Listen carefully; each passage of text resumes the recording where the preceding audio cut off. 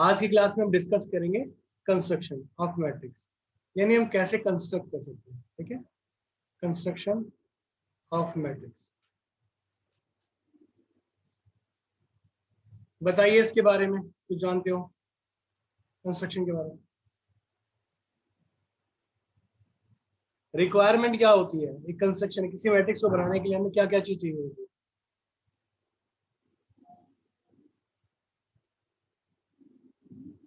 बताइए बेटा। Sir number. Number पक्का? हमें दो चीज चाहिए होती है बेटा, एक ऑर्डर चाहिए होता है और एक एलिमेंट रिप्रेजेंटेशन चाहिए। मान लीजिए एग्जांपल के लिए 2/3 ले रहा हूँ और एक element representation that is 2i + 3j। मैंने कुछ एग्जांपल लिया। अब मुझे कहना, जब तक ये दो चीजें हमारे पास नहीं होंगी, we can't construction make any construction of any matrix. हम किसी भी मैट्रिक्स का कंस्ट्रक्शन नहीं कर सकते। ठीक है, for the construction of matrix we need two thing, the first order, second element representation. Clear है? अच्छा सुजल ये बताओ बेटा, अगर मैं इसको A11, A12, A13 लिखूं चलेगा? 21, 22 and 23। Okay, yes sir. चलिए, I need to find the value of each. पहले तो हमें पता है Aij क्या होता है। Aij हमें दिया हुआ है, दैट इज 2i + 3j। जी ना, 2i + 3j लिखा है ना, यही है ना? Yes sir. अब अगर मैं 1 की बात करूं तो दिस वन फर्स्ट कंडीशन आई होती है, सेकंड जे होती है। तो जहां जहां आई होगा बेटा वहां वहां 1 डाल देंगे, और जहां जे होगा वहां भी 1 डालेंगे, क्योंकि आई और जे दोनों की वैल्यू दी हुई है। तो ये क्या आ गया? 5 आ गया। ठीक है, ओके। Yes sir. अब A12 की बात करते हैं सिमिलरली। तो I is what? 1, J is 2, तो 2 × 1 + 3 × 2, 2 + 6 8। ठीक, समझ में आ रहा है बेटा? Yes sir. A13 की बात करेंगे तो 2 × 1 + 3 × 3, that is what? 2 + 9, that is 11।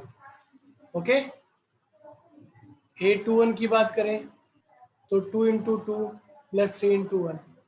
ये समझ में आया बेटा या नहीं आया? Yes sir. 2 × 2, 3 × 2। ठीक,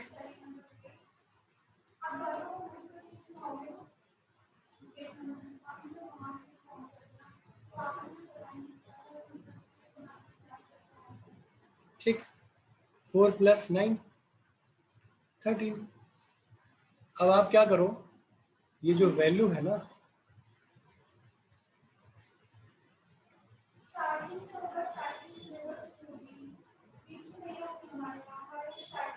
ठीक,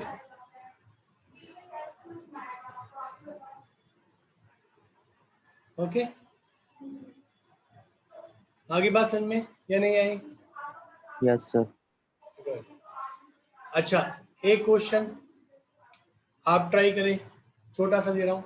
ठीक है, 2/2 ऑर्डर है, कॉपी निकाल लीजिए अपनी, और एलिमेंट रिप्रेजेंटेशन है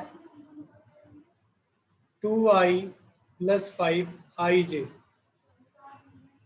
ठीक, इसे फटाफट ट्राई करें।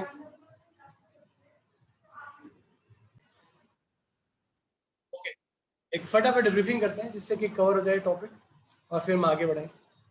क्योंकि जो क्वेश्चन अगर आपको आते हैं तो उसमें टाइम खराब करने की जरूरत नहीं है, चीज़ें बस सीखनी है और आगे बढ़ना है। ठीक, तो आई होप आपको ये समझ में आ रहा होगा। ऑर्डर, ऑर्डर क्या है इसका?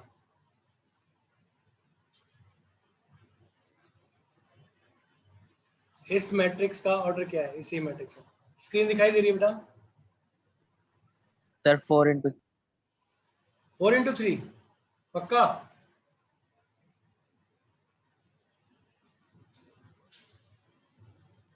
Sir 3 into 4. हाँ 3 रो कितनी है, 3 रो है ना और 4 कॉलम, तो 3 into 4. गुड. अब फटाफट मुझे बताओ कि एलिमेंट कितने होंगे इसके. सर 12. Very good. जब मल्टीप्लाई करें टोटल 12 हो जाएंगे. अब मुझे ना वैल्यू बताओ 2 और 3 की, 8 2 4 की. Sorry sir 12. अच्छा, अगर मैं 8 3 6 की पूछता तो क्या होगी. सर होगी ही नहीं. हाँ होगी ही नहीं. क्यों? क्योंकि ऑर्डर तो 4 तक का है, 6 कहाँ से आ गया इसमें, फिजिबल नहीं है. अब जो लिखवाने जा रहा हूँ वो थोड़े ध्यान से लिख लेना, मतलब नोट भी लिखना है आपको. जो भी बेटा, जो भी ना मैं इस बुक के ऊपर लिखूंगा, उसमें जो फैक्ट आपको लगते हैं कि आपके नीड वाले, मतलब आपकी जरूरत वाले फैक्ट है, वो प्लीज कॉपी में नोट कर लेना. बाकी नोट्स आपको मिल जाएगा, पर यहाँ पर जो भी इंफॉर्मेशन मैं लिखूंगा वो इंफॉर्मेशन नहीं मिलेगी. ठीक है, वो केवल वीडियो में आप देख सकते हो. ओके, बात समझ में आ गई.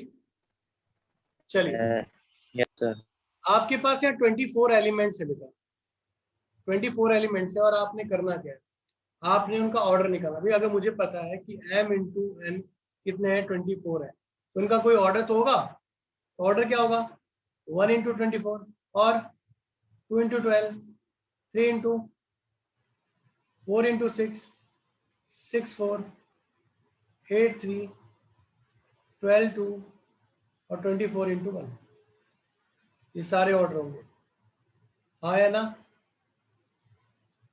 Yes sir. ये क्वेश्चन एग्जाम में नहीं पूछा जाएगा. एग्जाम में पता क्या पूछा जाएगा, 1 मार्क्स में प्राइम नंबर की कंडीशन पूछी जाएगी. जैसे कि अगर आपके पास यहाँ क्वेश्चन है, ये 13 एलिमेंट है, तो इसमें ऑर्डर कितने होंगे,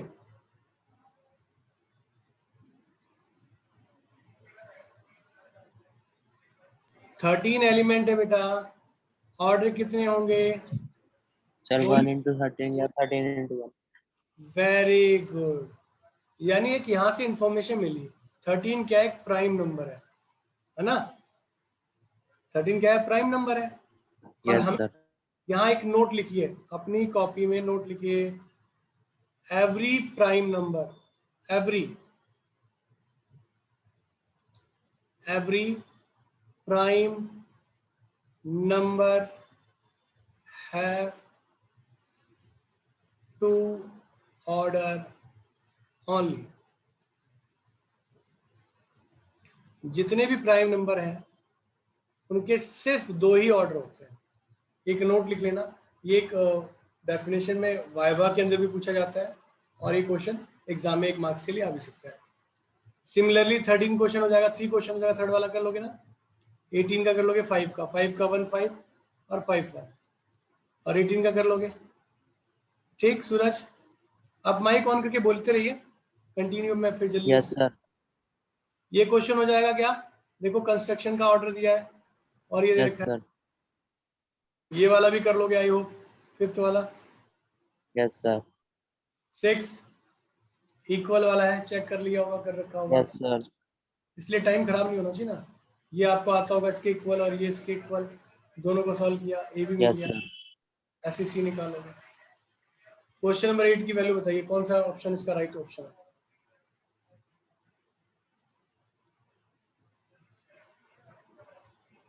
क्वेश्चन 8 का राइट ऑप्शन क्या है, सर सी.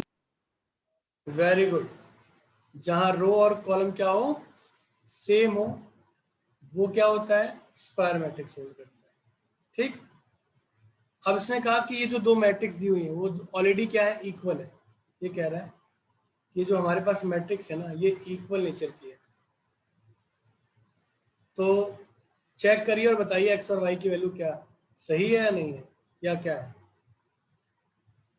तो अगर मैं इस वैल्यू को इसके इक्वल रखता हूँ, तो 3x + 7 इक्वल टू 0.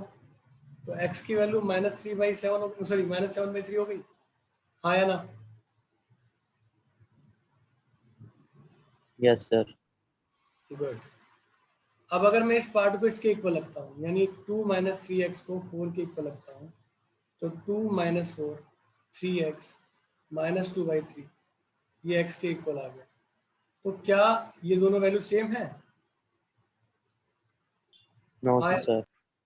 जब ये सेम ही नहीं है तो इक्वल मैट्रिक्स में तो जो दो वैल्यू होती हैं वो सारी सेम आती है ना, अलग तो आ ही नहीं सकती। नहीं आ सकती ना, क्या आ सकती है?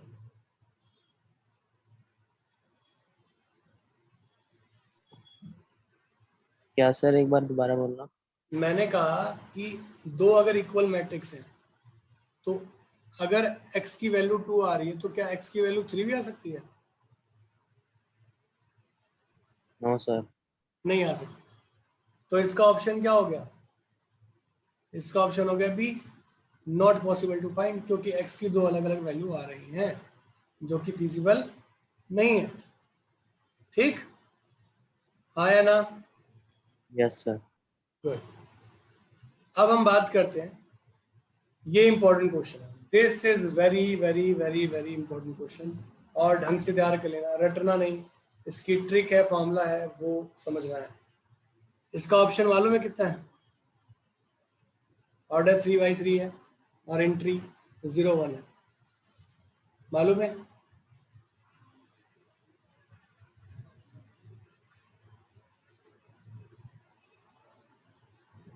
सुजल? No sir. नहीं मालूम। एक फॉर्मूला है, ये कॉपी में नोट करिए, नोट लिखिए, पेपर में आएगा ही आएगा। Total number of possible matrices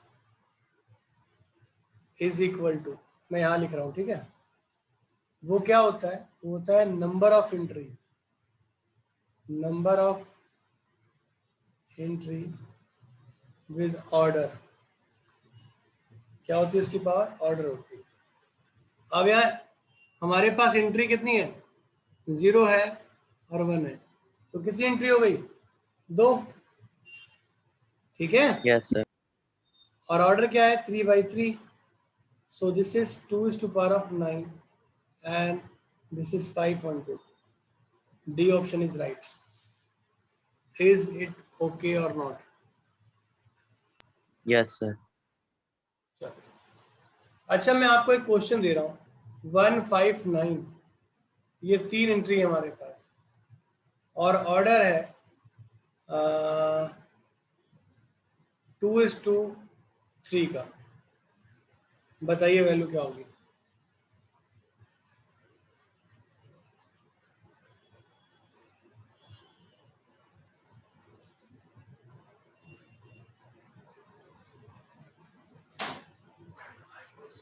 बताइए। सर 729। 729, यानी 3 की पावर 6, 9 इंटू 9 इंटू 9, 81, 9 9।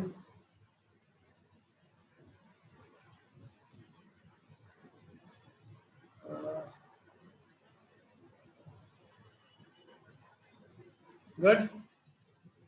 चलिए, अब हम बात करेंगे वापस ऑपरेशन के ऊपर बात करेंगे, ठीक है? क्योंकि जहां भी बेटा आपको लगता है ना कि आपको आता है कैलकुलेशन, मतलब है, तो मैं ब्रीफिंग करवा लेना मुझसे, ठीक है?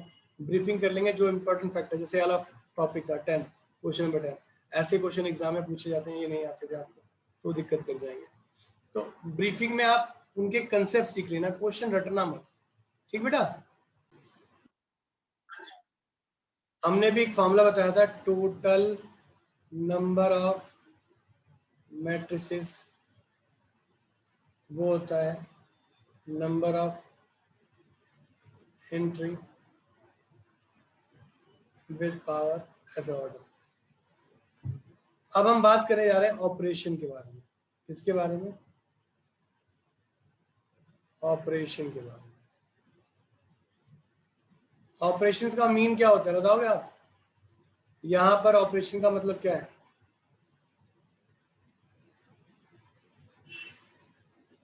बेटा? यहाँ ऑपरेशन का मतलब क्या है?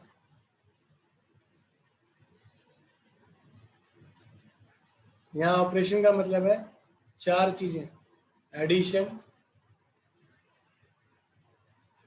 Subtraction,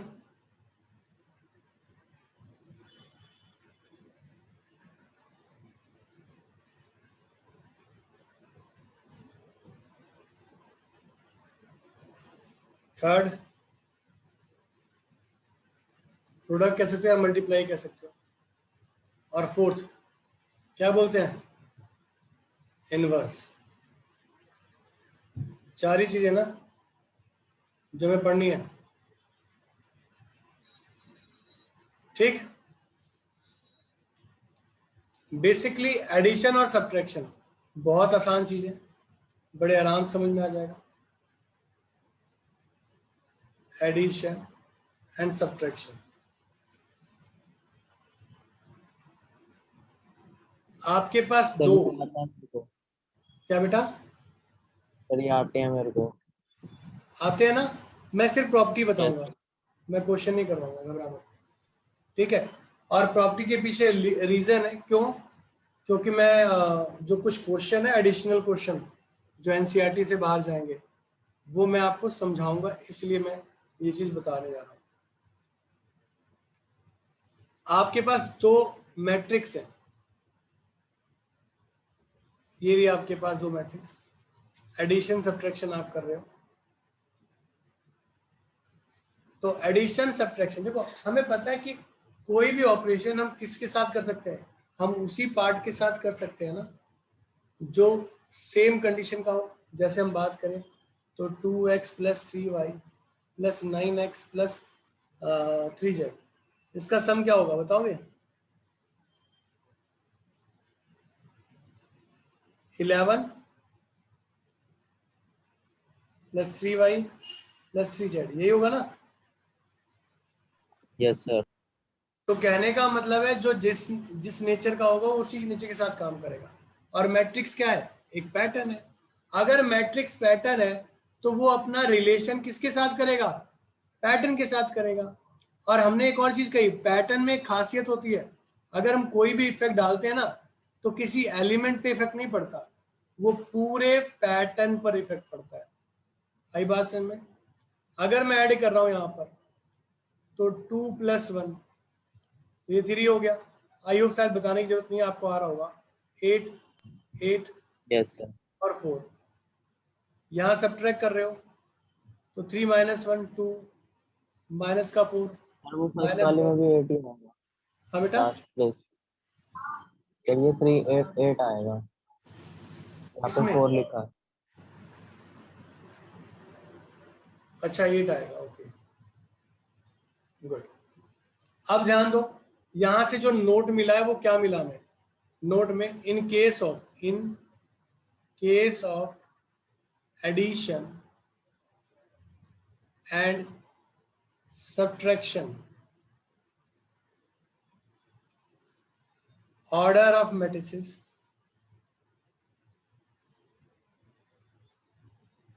is always same, always same। अगर वो सेम होगा तो ही हो सकता है, अदरवाइज नहीं हो सकता। ये बात समझ में आ गई या नहीं आ गई? ठीक है यस बेटा, गुड। अब हम बात करते हैं एक छोटा सा कंसेप्ट। यहां एक चीज ध्यान रखना, एडिशन और सब्ट्रैक्शन में, in case of addition and subtraction,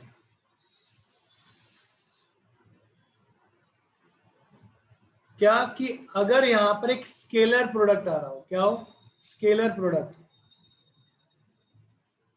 और ऑपरेशन दोनों चीज चल रही हो,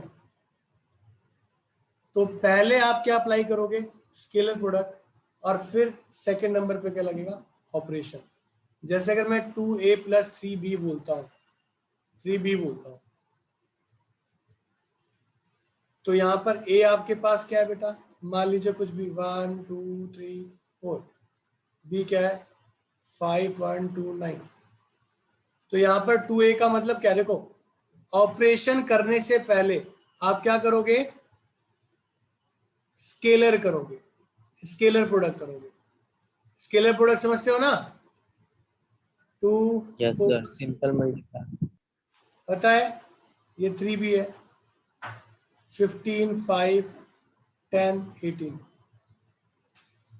बाकी आप कर लोगे, आपको पता है, शायद मुझे बताने की जरूरत नहीं है।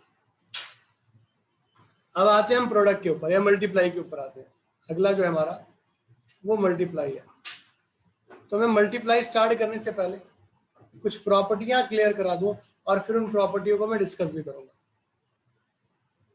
या पहले प्रोडक्ट कर लेते हैं, पहले प्रोडक्ट कर लेते हैं फिर करते हैं उसको। आपके पास दो मैट्रिक्स है, ध्यान से सुन लेना। यहाँ बहुत इंपॉर्टेंट चीज बताने जा रहा हूं। In the case of addition subtraction, order of both should be same. इस बात से एग्री करते हो, हाँ या ना? Yes sir. Is it possible in the product या multiply? No sir. Y?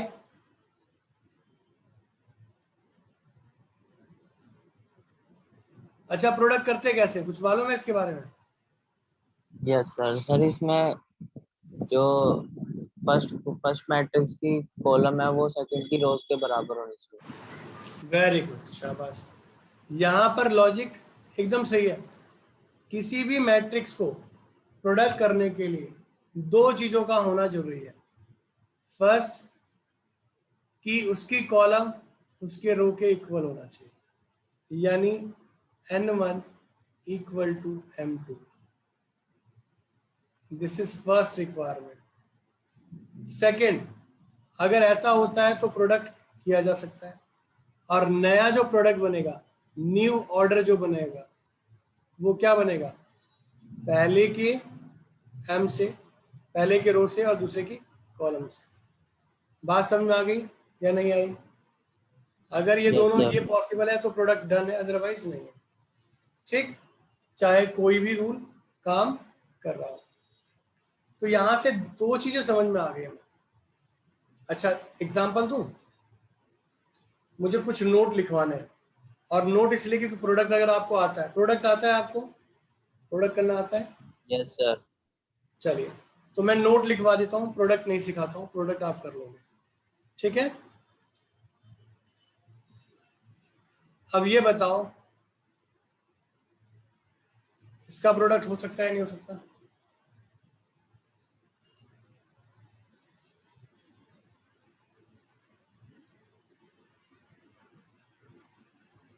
No sir. नहीं हो सकता। इसका बताओ।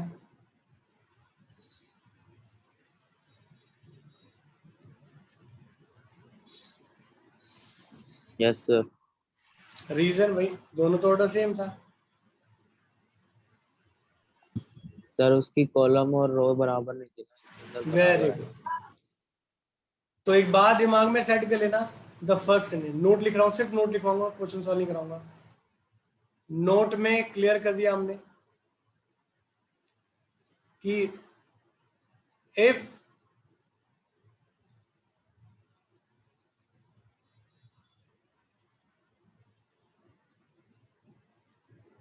in the case of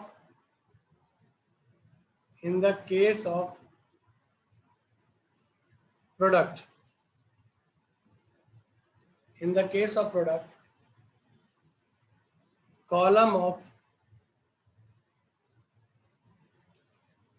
first is equal to column of, sorry, row of second.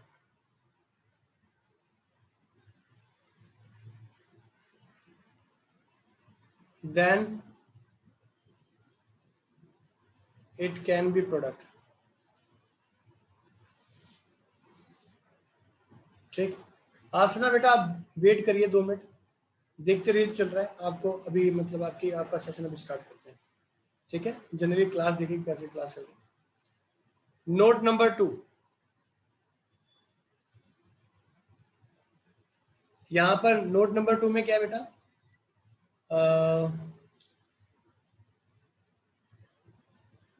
यहां पर आपने देखा कि two same same order of square matrix can be product,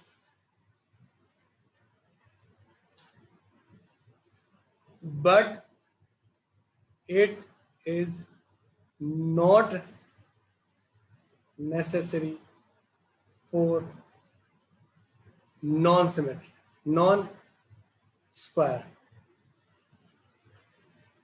बात समझ में आई बेटा? Same Yes, order sir. की मैट्रिक्स प्रोडक्ट हो सकती है, पर कब? जब उसका नेचर क्या हो? स्क्वायर हो। बट वो जब स्क्वायर नहीं होगी, जब वो स्क्वायर मैट्रिक्स नहीं होगी, तो उस केस में वो प्रोडक्ट जरूरी नहीं होगी। बात समझ में आ गई?